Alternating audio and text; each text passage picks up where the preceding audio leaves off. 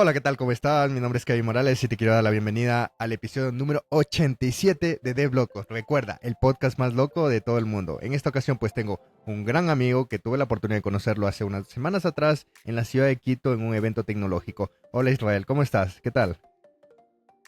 Hola Kevin, hola Teflocos, un gusto saludarte, volver a verte por este medio y nada, y entusiasmado de lo que sería este podcast esta noche. Chévere, chévere, chévere Israel.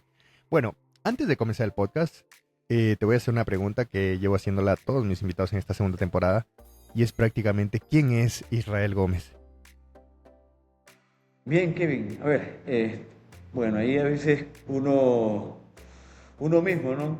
Tiene quizás una percepción de quién es, ¿no?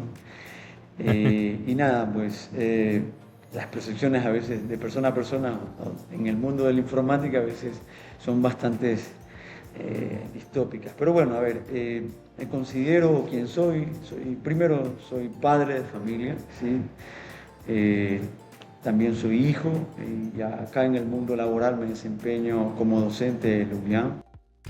Me considero una persona pues un poco extrovertida en ciertos ámbitos y también apasionado por la música, la tecnología y ahora pues mucho más con el tema de la IA, pues realmente para mí es un impulso tecnológico que creo que muchos de nosotros necesitamos para rever y repensar quiénes somos en el mundo profesional. Chévere, chévere, Israel. Bueno, ahora sí, antes de continuar con el podcast, pues, ¿cómo te definirías en una frase fuera del mundo tech? Me definiría primero como un padre amoroso, ¿no? Y asimismo como profesional eh, lleno de expectativas por el futuro. Chévere, chévere. Genial, genial, Israel. Bueno, Israel, vamos a continuar y lo primero que vamos a hablar sobre la parte del tópico del podcast es ir unos años atrás y me gustaría saber cómo fue ese primer acercamiento con el mundo del software, con el mundo de la tecnología, cómo empezó todo básicamente. Así que cuéntanos desde un inicio, cómo inició Israel Gómez con la tecnología. Bien, sí, te cuento un poco. Mi experiencia, tuve varias transiciones, pues realmente desde que uno comienza a estudiar el tema de tecnologías, ingeniería, tiene un sinnúmero de ideas, ¿no? Cómo se hace, en dónde quiere llegar, qué quieras hacer y qué quieres experimentar en la vida profesional. Entonces, para eso tuve varias transiciones. Estuve un momento trabajando en el sector eh, de la industria. En este caso, pude trabajar casi por algunos primeros meses, incluso antes de terminar mi carrera, una empresa portuaria, en este caso, fuera acá de Manabí. Y luego, pues, transité un momento por algunos proyectos educativos, luego pasé por el sector público, donde estuve bastante tiempo, alrededor de casi unos 8 años, ¿no? Y toda esta transición pues, me llevó a poder ver y observar el panorama tecnológico, ¿no? De pasar a sistemas tradicionales, o arquitecturas tradicionales, luego a llegar a hacer migraciones totalmente modernas, ¿no? Y ahí comencé con mis primeras andanzas siendo administrador de sistemas de bases de datos. Mi especialidad al principio era programación. Cuando uno está experimentando en este mundo tecnológico y por varias aristas, hace un poco de todo. Y en este caso, pues empecé como administrador de base de datos en una empresa, ya con un trabajo mucho más dependiente, ¿no? Y al final me fui desenvolviendo por varios proyectos, desde la implementación de sistemas pequeños, monolíticos, a grandes sistemas, incluso de CRM, ERPs que ahora funcionan en nacionales y multinacionales también. Oh, oh, Israel. Oye, y cuéntame, ¿y cómo fue ese inicio con los lenguajes de programación? Me gustaría saber cómo empezaste, cuál fue tu primer lenguaje que tienes en la mente y cómo fuiste transicionando durante todos estos años hasta el día de hoy cuál es el que te sientes más cómodo, ¿no? A ver, mi primer lenguaje, bueno, yo creo que hay un poquito, yéndonos bien hacia los inicios, ¿no? Digo comenzamos porque tenemos un grupo de amigos que comenzamos a programar y haciendo algunas cosas interesantes en Java, luego transitamos a .NET y luego pues por las cuestiones de la vida en esos inicios también estuvimos trabajando o conocimos esos lenguajes, incluso el lenguaje PHP, quizás muchos lo conocen, muchos iniciaron bien allá. Ok, ok.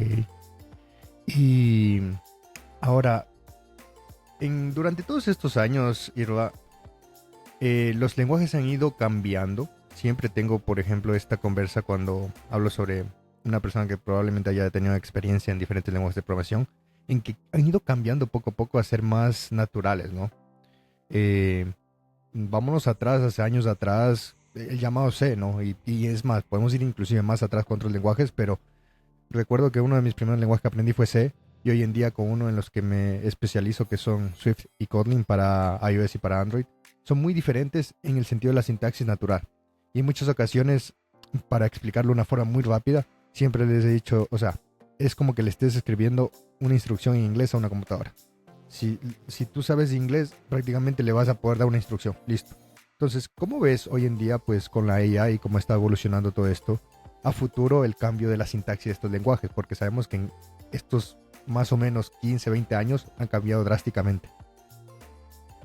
Sí, bien, como te decía, eso fue los inicios, ¿no? Y coincido contigo porque incluso teníamos ese problemita, ¿no? De que, me refiero a problemita era porque al momento de programar, pues obviamente tú tenías que tener un conocimiento básico y técnico de lo que es el inglés, y mucho más cuando te enfrentabas a ciertas tendencias, ¿no? Del mercado y quererlas implementar, pues tú encontrabas incluso toda esta información en inglés y blogs, y era una locura, ¿verdad? Sí, Poder solucionar o agarrar y tomar alguna función, algún ejemplo, bueno, cosas que ahora no se ven. Y mi experiencia ahora con mi stack ahora moderno, que realmente es totalmente un cambio drástico desde hace ya unos años, pues ahí estamos con los lenguajes modernos, que, por ejemplo, JavaScript, TypeScript, React, Node.js y nada, pues son lenguajes que realmente han cambiado el panorama y se han vuelto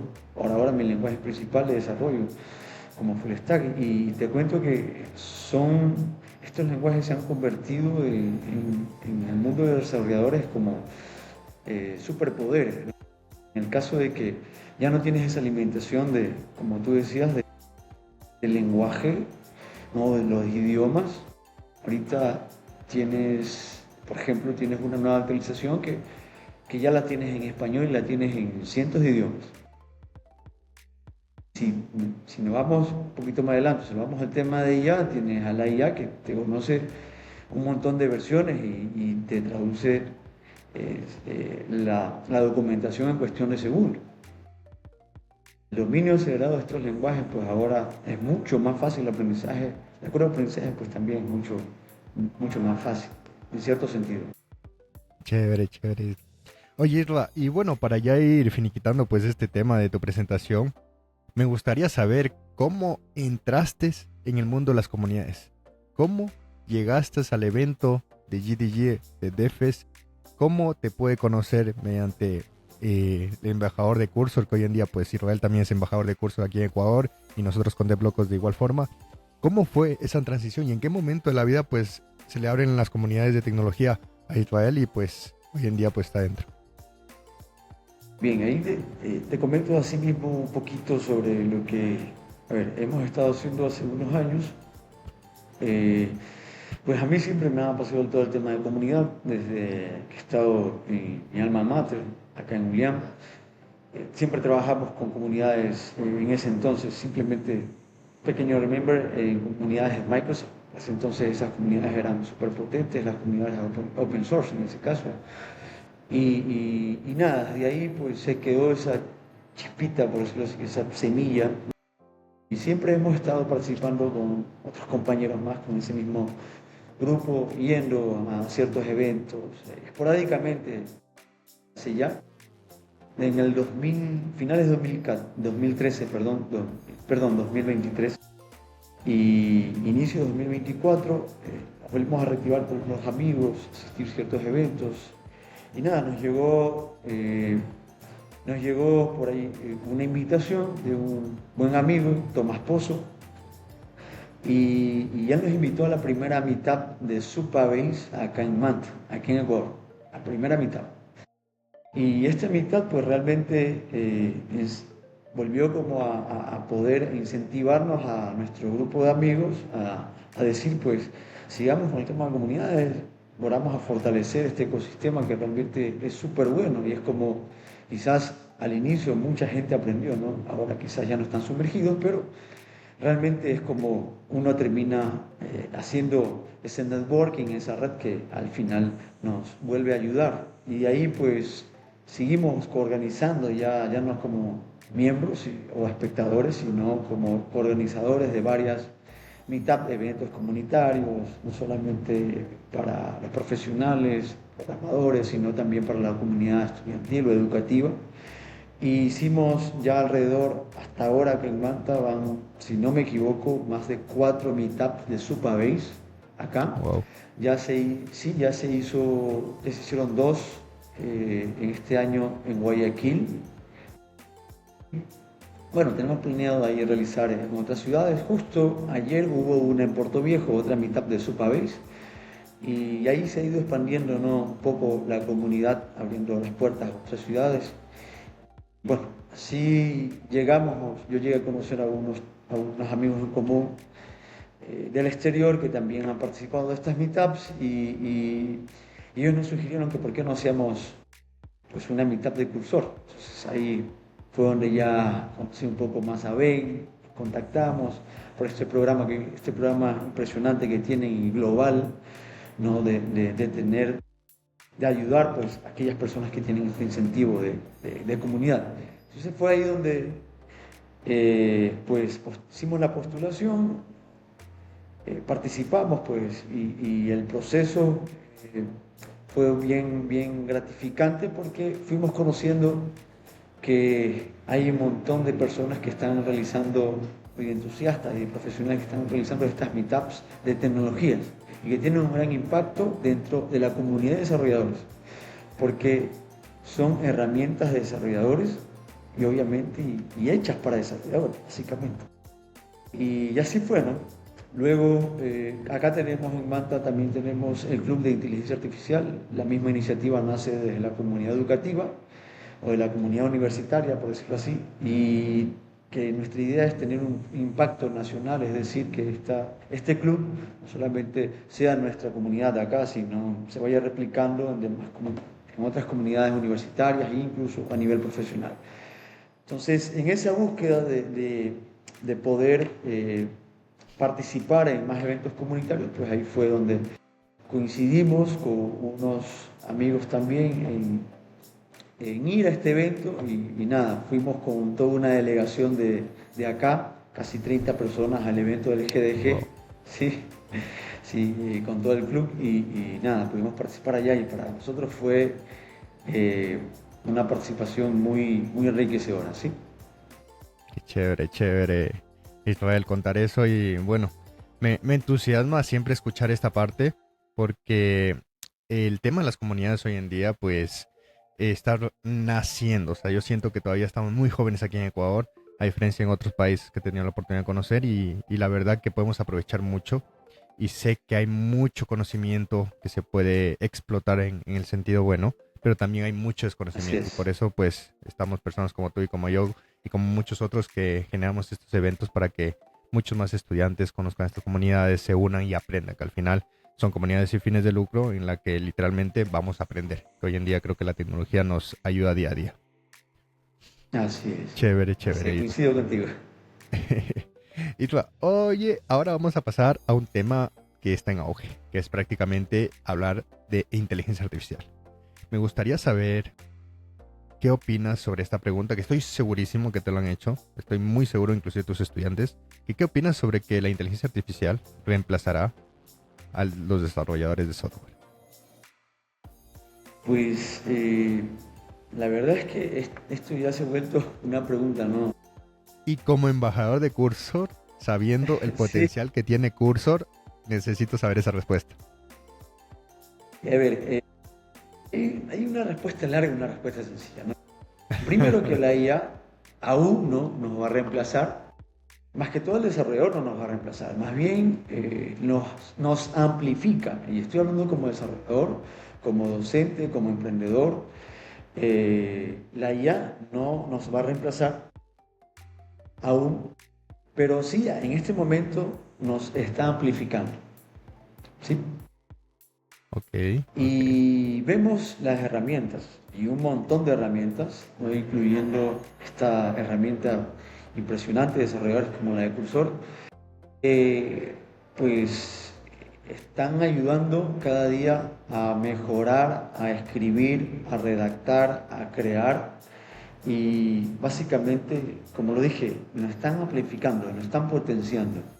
Si ya no es que estamos nosotros compitiendo con la IA, de cierta forma, como lo veo, sino es que estamos colaborando con ella, ¿no? En conjunto. Porque hace unos meses, hace unos años, todavía estaba, por decirlo así, muy a sus inicios, ¿no? Pero ahora vemos que ha evolucionado y ha evolucionado de una manera impresionante. Solamente para darte algunos datos ahí interesantes, algunas cifras que pude compartir acá en un evento Innovatech que se llamó,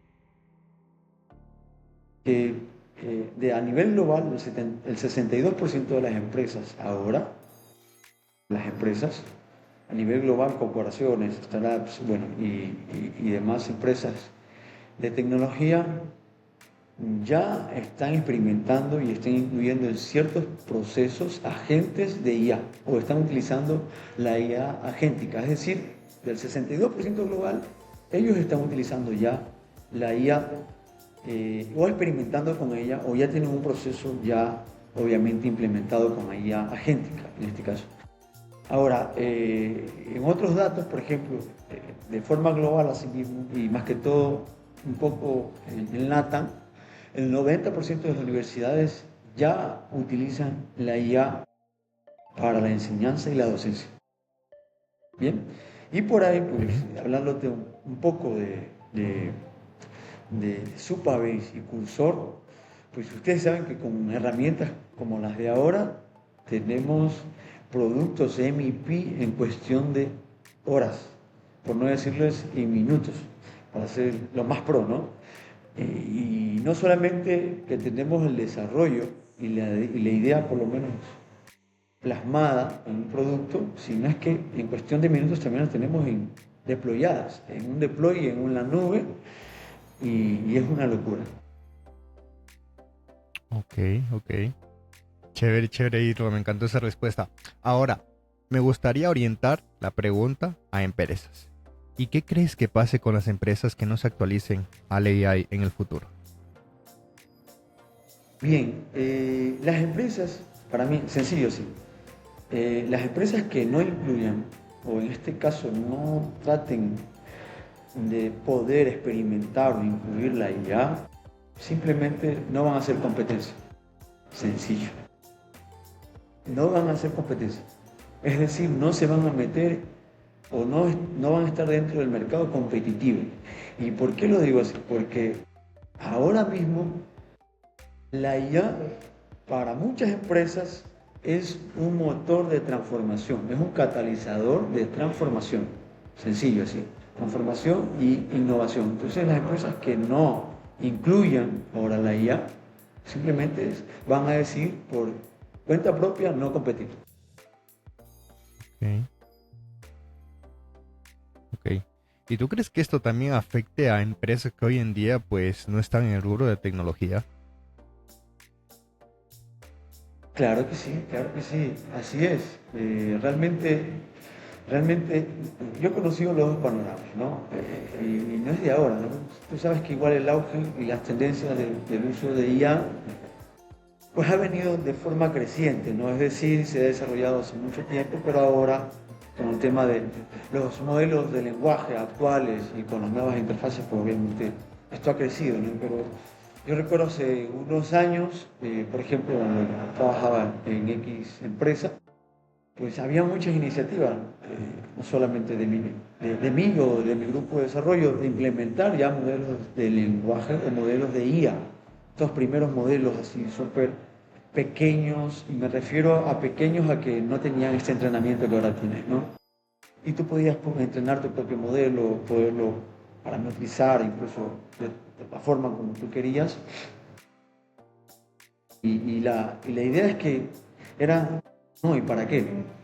¿Por qué vamos a hacer eso? No había o no se encontraba ese potencial. Simplemente pues, trataba de utilizar alguna alternativa, por ejemplo, algún tipo de algoritmo con inteligencia artificial, para poder por lo menos ir, ¿no? a la vanguardia de algunas empresas, compañías que ya utilizaban o utilizan desde hace muchos años atrás el tema de algoritmos de IA. Ok, ok. Chévere, chévere, Irra. Ahora, vamos a pasar a lo que es el tema principal de este podcast, que es justamente hablar sobre Supabase como alternativa open source para el desarrollo moderno. Y bueno, aquí me gustaría pues que conversemos Pero, acerca de lo que es Supabase versus lo que es Firebase. Hay un disclaimer, pues yo soy muy Firebase lover. Me encanta todo lo que es Firebase. He trabajado con Firebase desde hace más de 7 años, te diré. Y cuando lo conocí dije, ese es mi futuro porque en su momento pues era backend. Y lo conocí literalmente googleando. Entonces, eh, coméntame, a ver, ¿qué crees que hoy en día estas dos plataformas tienen? ¿Cuál es su gran diferencia claramente? Y por qué usar una y otra dependiendo del caso, ¿no? Para que la gente de bien, Deblocos que esté viendo este episodio entienda bien cuándo usar cada una y por qué existen dos prácticamente parecidas, entre comillas. bien, a ver, realmente es un tema súper interesante para los desarrolladores, ¿no? Que para hacer una comparación, bueno, meticulosa, vamos a hacer algo muy rápido, porque realmente lo importante de esto es cómo yo desarrollador elijo mi herramienta ahora. ¿Sí? Por ejemplo, solamente antes para empezar con Supabase o Firebase, por ejemplo, solamente para hablar de herramientas de low code o de byte coding, tienes un montón, ¿verdad? Y uno elige la que mejor nosotros nos acoplemos, la que mejor nos sirva y la que al final pues podamos tener muchas integraciones o realmente nos facilite el tema del desarrollo. Ahora, Supabase, si bien es cierto, es una solución open source, ¿sí? En este caso 100% open source, nace como una solución en tema de la pandemia por sus creadores, en este caso para integrar ciertos servicios, incluyendo el tema de funciones, el tema de APIs o acceso a APIs mediante a la base de datos, en este caso Postgres SQL es el motor de base de datos de Supabase, por decirlo así. Y si ya entramos en un tema de comparación, podemos hablar que, como ya lo dije, es open source, es decir, tú puedes tener tu instancia local como desarrollador y obviamente ahí puedes utilizar muchas funcionalidades que también las encuentras en la nube. Tienes una base de datos SQL, obviamente sabemos que Firebase es no SQL, y por ahí sabemos que el tema propietario muchas veces cuando estamos en estos pequeños desarrollos nuestros, en nuestras startups, nuestras empresas, nuestros emprendimientos, siempre buscamos esas alternativas un poco más open source, ¿no? Y nada, tenemos lo que es el self-hosting, es decir, puedes hostear donde tú quieras, como solución de desarrollador. No tienes ese vendor lock-in, que es decir, que te atrapa, ¿no? Es decir, tengo todo ahí y quizás no puedo irme, ¿no? Para quizás otro proveedor, bueno, y tienes una alternativa. Tus queries van a ser totalmente nativos en SQL. El tema del real time, ahí sí, obviamente, yo creo que es superior Firebase, Eso no es un tema que discutir, ¿no? Y bueno, ahí si hablamos de comunidad, pues tenemos una gran comunidad de desarrolladores, una muy buena comunidad. Los repositorios de GitHub están siempre contribuyendo, siempre están actualizados. Y bueno, el tema de precios también súper bueno, y cuando me refiero es que es muy predecible, tú tienes tu facturación. No estoy vendiendo, por cierto, pero tienes ahí tus planes y tú eliges qué plan utilizar, cómo escalar tú. ¿No? Y ya pues ahí cuando ya estamos en Freebase, y le digo porque yo también he utilizado, e incluso lo utilizamos hace unos meses atrás en un proyecto por algo específico que se estaba desarrollando con unas soluciones nativas en Google Cloud. Entonces, ahí también tenemos esas alternativas, ¿no? Con Firebase. Y obviamente cuando tienes ese pago por uso, muchas veces también tenemos ciertas sorpresitas, pero quizás no la llegamos a tener cuando tenemos un plan. Pero bueno, en fin, por ahí es una comparativa muy superficial, por decirlo así, ¿no? Y quizás ya a más profundidad pues, nos llegaríamos mucho tiempo comparándonos, ¿no? Oye, chévere, chévere, Isra. Ahora, me surge otra pregunta que literalmente fue la primera comparación que dijiste. Uno es open source, el otro no. ¿Por qué usar un código abierto? ¿Por qué usar un open source? Ahora, ¿cómo se lo Bien, dirías a los desarrolladores? ¿Por qué usar esto? ¿Cuál es la ventaja? Independientemente que sea Supabase y otro Firebase, pero ¿por qué usarlo? bien. El tema de open source, básicamente, todos sabemos que nace de una metodología. Esta metodología es poder tener una herramienta y que esta herramienta pues sea accesible para la comunidad, es decir, totalmente gratuita. La bajas, la instalas y la utilizas como quieras, donde quieras. No estás ligado a utilizarlo en un ambiente específico, como dije, tu self-hosting ahí. Y el tema del ser open source es que siempre la comunidad está tratando de sacar algo y sacándole provecho y haciendo lo mejor de esa herramienta. Y solo les doy este pro tip, y que lo hemos visto en el desarrollo open source de modelos de lenguaje. Cómo la comunidad de desarrolladores que han contribuido a desarrollar, por ejemplo, modelos de lenguaje open source, ha crecido de forma impresionante y exponencial, y que está a la par aquellos o aquellas soluciones, en este caso propietarias. Un ejemplo de esto es Llama, ¿no? Tiene su comunidad open source y ya ha evolucionado de forma impresionante, y es una de las formas en cómo nosotros también, que nos gusta la comunidad, utilizar un producto de comunidad, por decirlo así, también poder contribuir a la comunidad. Ok, ok. ¿Y algún consejo para los emprendedores que quieren generar hoy, por ejemplo, su MVP? Como lo hablamos en un momento, hoy en día, pues con herramientas de inteligencia artificial es muy fácil, muy rápido crear esto, en usar una plataforma como Supabase o no, o irnos como una plataforma como es Firebase. ¿Qué consejo le Sí, darías y en qué momento, pues, tú crees que podríamos cambiar de mindset y tener algo tal vez propio? Porque te digo algo, yo tengo una startup que en un inicio empezó como Firebase, pero el día de hoy ya no está con Firebase. Y sí, porque probablemente al día de hoy lo podríamos seguir usando. El tema que ya fue escalando y quisimos también ya hacerlo un poco más robusto.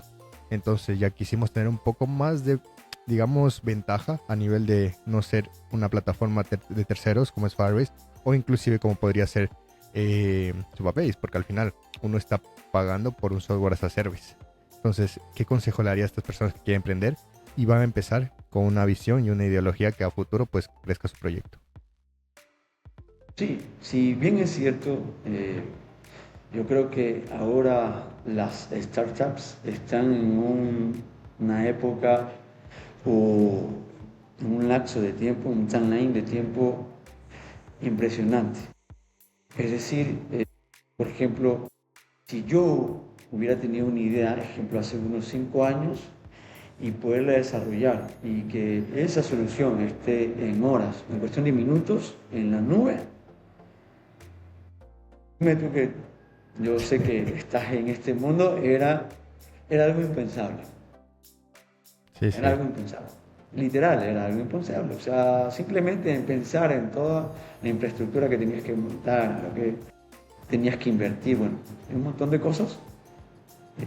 O desistías o tratabas de encontrar esa manera de cómo llegar allá, ¿no? Entonces, a ver, mi primer consejo. Eh, si eres una startup, si estás en este mundo del emprendimiento, en la tecnología, y yo siempre les digo que hay que ir por lo más simple. Y lo más simple es lo que ahorita, lo que está funcionando. No debemos querer crear algo que alguien ya lo hizo y lo están utilizando y funciona. Y lo más simple es poder utilizar estas herramientas, entre ellas herramientas open source y herramientas que tengan muchas integraciones en la nube y que sean fáciles de utilizar. ¿Sí? Y para esto, por ejemplo, ahorita tengo estudiantes que ya están comenzando con su emprendimiento, imagínate, ni siquiera han terminado su carrera y ya están haciendo su MVP con sistemas de bytecoding, por ejemplo. Están utilizando Lovable, o están utilizando Bolt, o están utilizando, por ejemplo, Cursor, ¿no? Para irnos ya a entrar a Cursor, que es una herramienta poderosa para el desarrollo. ¿Y qué les recomendaría? Utilicen ahora lo que no solamente me está funcionando a mí, está funcionando a un montón de personas que están iniciando con sus startups, es estas herramientas que tienen su integración básicamente no solamente con la IA, sino con productos que son realmente de fácil despliegue, fácil integración y obviamente que los tienes en cuestión de minutos desplegados. Si bien es cierto, si ustedes escogen una solución open source, porque hay muchas, ¿no?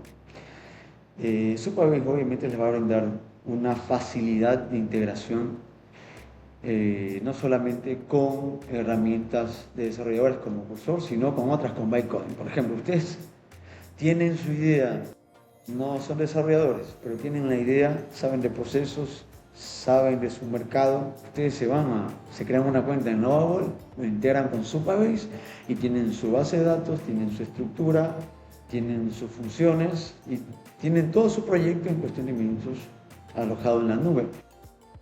Y su idea de negocio la tienen lista en un santiamén, por ejemplo.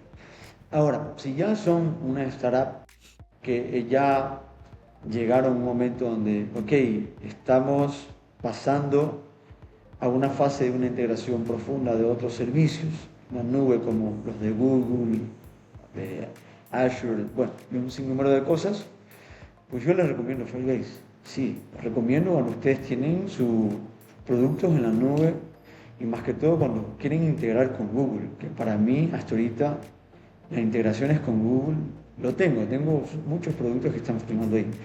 Y para mí es una locura, porque es mucho más fácil utilizar.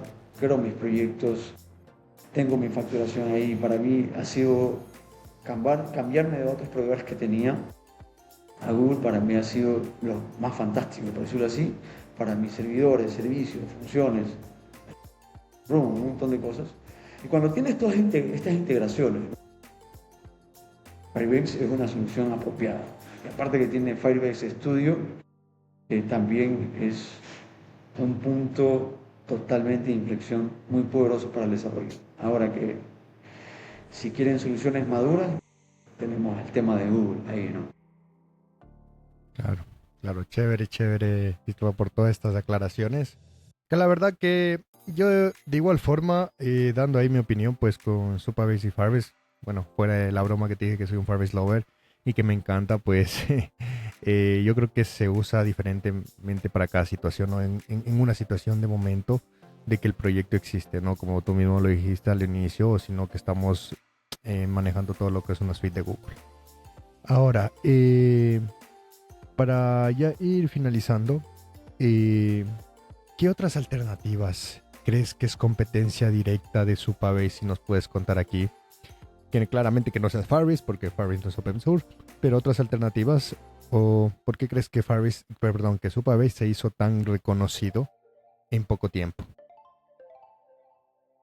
Yo creo que el punto de partida nace de, de la comunidad, ¿no? Es decir, cuando tú tienes una comunidad que siempre está tratando de decir, ¿no? Necesito una herramienta, sí, open source, eh, que me ayude a integrar ciertos servicios, que yo pueda acceder como un backend as a service, tenga mis funciones en la nube y que primero, si no quiero irme por el tema de la nube y quiero desarrollar con algo local, entonces ahí es donde nace Supabase, ¿no? Con esta solución.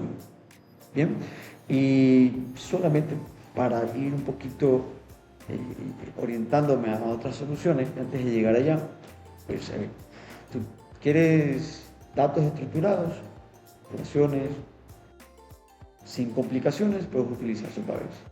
Necesitas reporterías analíticas, Supabase. Tienes todo el tema de dashboard analíticos, tú tienes el control total sobre el stack. Bueno, y ahí les dije también el tema del presupuesto. Y ahora,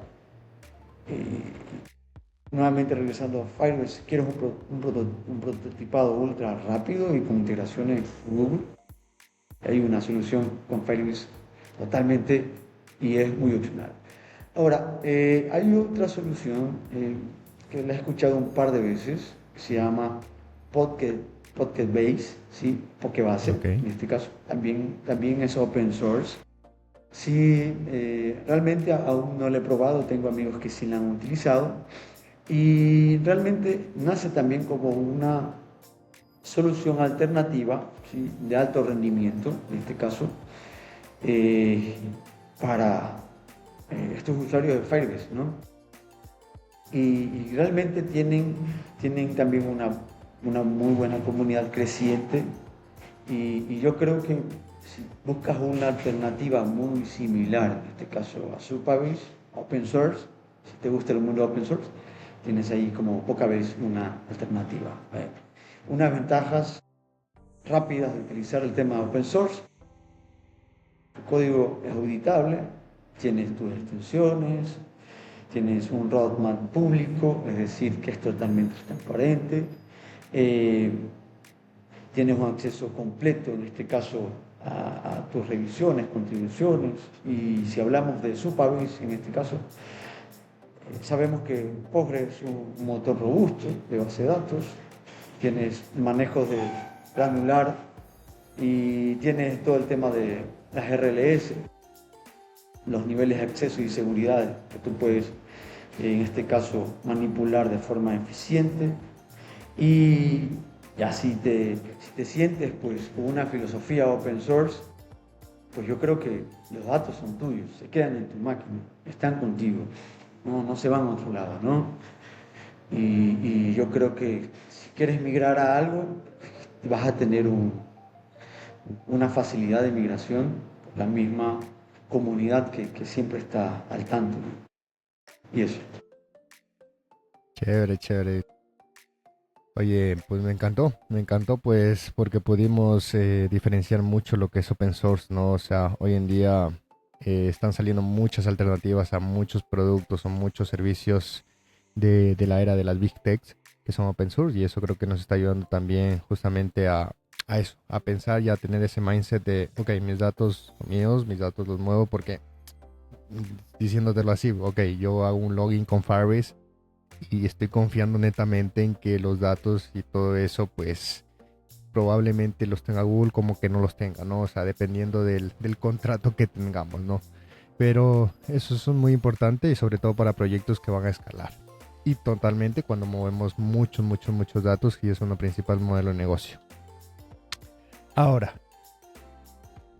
terminando con esto y yendo al siguiente tópico, me gustaría realizarte una pregunta que también la vengo haciendo pues durante algunos episodios a todos mis invitados y es, ¿qué le dirías al Israel Gómez de hace 10 años atrás? Pues a ver, podrían ser tres cosas realmente. A ver, primero, apuesta por el open source. Que, como te dije al principio, comencé desarrollando con muchas plataformas propietarias y que obviamente, pues, aunque nos sirvió para todos esos proyectos, y llegabas a un momento donde, pues, simplemente, no sé, estabas muy ligado, ¿no? A ese tipo de tecnología propietaria, pero sin lugar a duda yo creo que fue un punto de partida fundamental. Ahora, una, apuesta por open source, no construyas todo desde cero, yo qué sé, aprende de los errores de otros profesionales. Chévere, chévere. Ahí va. Bueno, vamos a ir ahora con las 5 preguntas sorpresas de Deblocos que son... Va la primera. Ahí va. ¿Recuerdas cuál fue tu primer pago como desarrollador de software y qué hiciste con él? Wow, a ver, como desarrollador, sí, a ver, mi primer pago como tal, a ver, fue como un tipo de canje más bien, ¿no? O sea, teníamos que realizar una plataforma, por decirlo así, y nada, pues esta empresa lo que nos hizo fue, ¿sabes qué? Ayúdanos con esto y te certificamos y luego una parte pues te vamos a ayudar con unos pagos. Entonces, básicamente fue así. Fue como un tipo de canje, es lo que ahora hacen muchas personas, pero sí, realmente fue algo así. Chévere, chévere. Vamos con la segunda. ¿Alguna vez has tenido un error tan grande que te hizo reconsiderar tu carrera como desarrollador? Un error tan grande, yo creo que no mi carrera como desarrollador, quizás sí para reorientarla, pero no, creería que no. ¿No nos recuerdas alguna frustración ahí? No, más bien como te digo, no para dejar de ser, más bien sí como para reorientarme y en este caso, pues el tema tradicional, yo creo que a muchos desarrolladores, emprendedores, aquellos que se dedicaban solo al tema de programación, eh, los ahogó. Y más tanto ahí yo Ok. creo que ya sigue siendo un error del propio desarrollador quedarse en algo tradicional. Es decir, seguir las mismas metodologías tradicionales, seguir las mismas arquitecturas tradicionales, todo eso yo creo que ese sí es un error. Sí, ahí llega, pensándolo bien. Chévere, chévere. Vamos con la tercera. Si solo pudieras trabajar con un framework o lenguaje por el resto de tu vida, ¿cuál sería y por qué? Ahora, Sí. si es la pregunta actual, pues yo me quedaría utilizando Next.js, ¿sí? Si es ahora en la actualidad, Next.js, React, TypeScript, utilizando estas funcionalidades de, de Vercel, ¿no? Y Supabase, no lo cambiaré. Ok. Ahora démosle la vuelta a la pregunta. Y es, si pudieras volver un lenguaje de programación del mundo, ¿cuál sería y por qué? Interesante. Bien, no A ver, sé, a ver. primicia, primicia. Cuidado con lo que dices. Sí, ya estoy. A ver, tuve ciertos desaciertos con, no sé,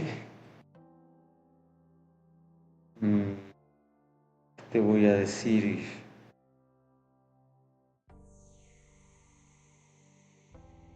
sé, me pones contra la pared. Realmente me pones en una situación difícil porque...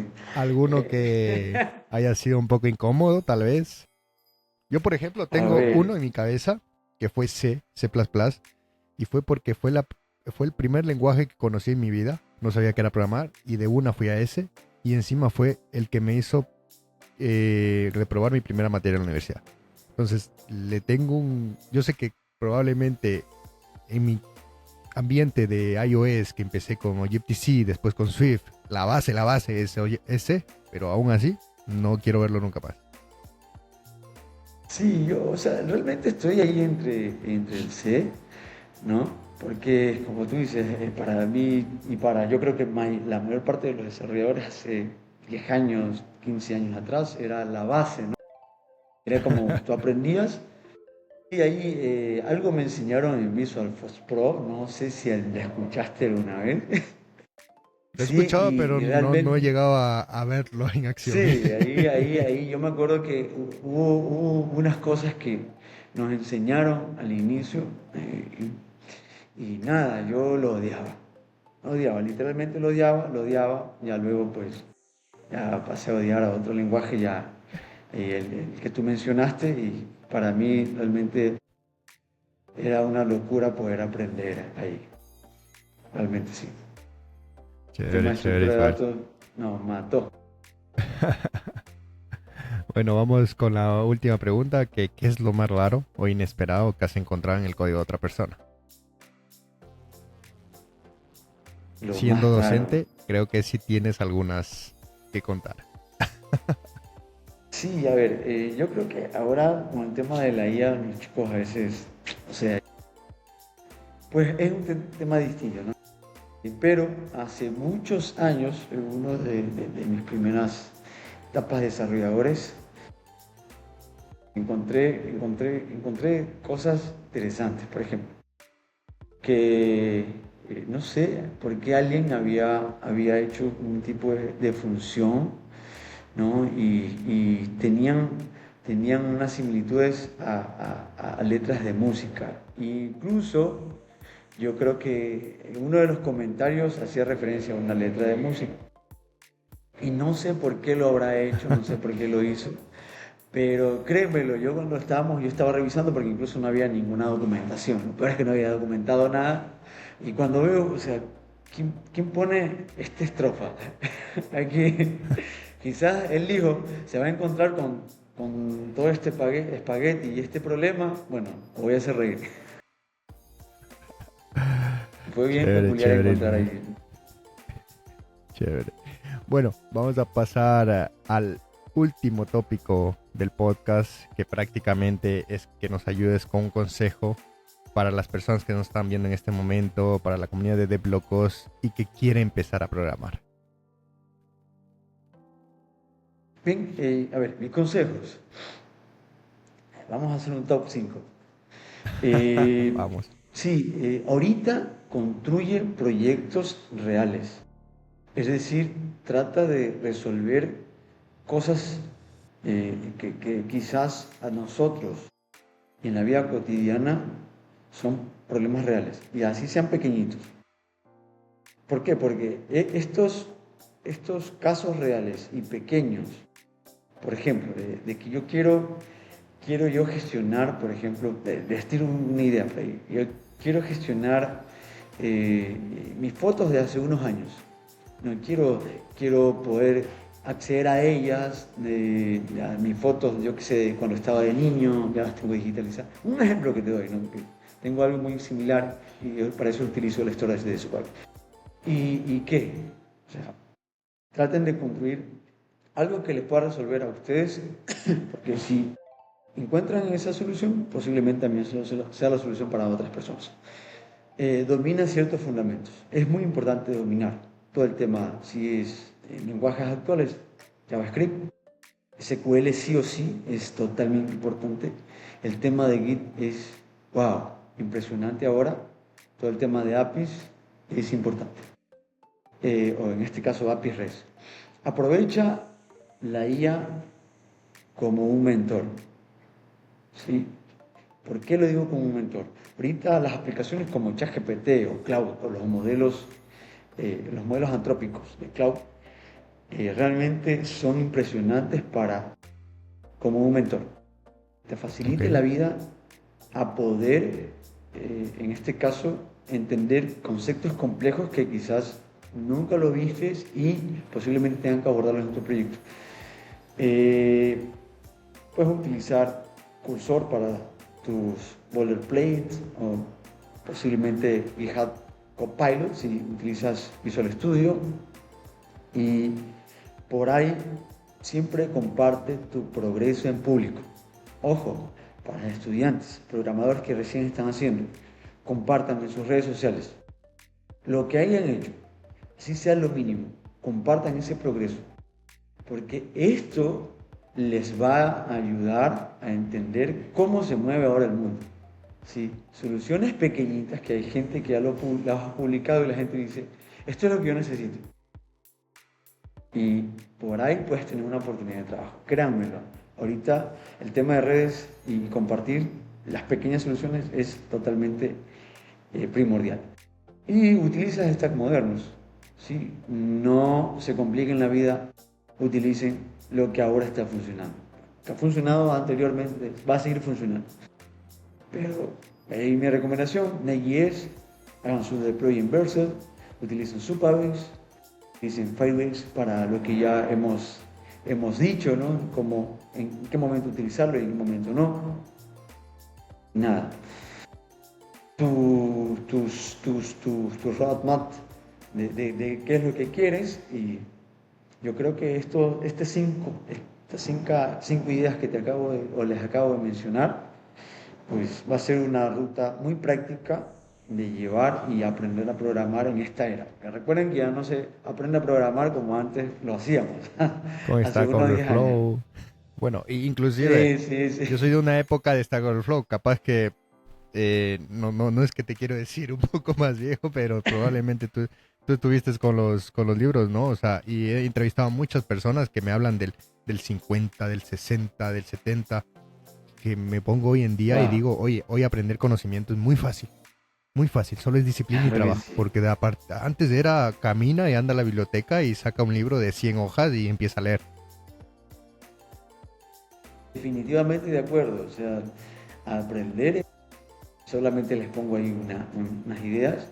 De estructura, programación orientada a objetos, era una locura. O sea, básicamente era una locura. Era una locura, y llegar y luego quizás encontrar un libro que quizás no estaba actualizado. Sí, imagínate.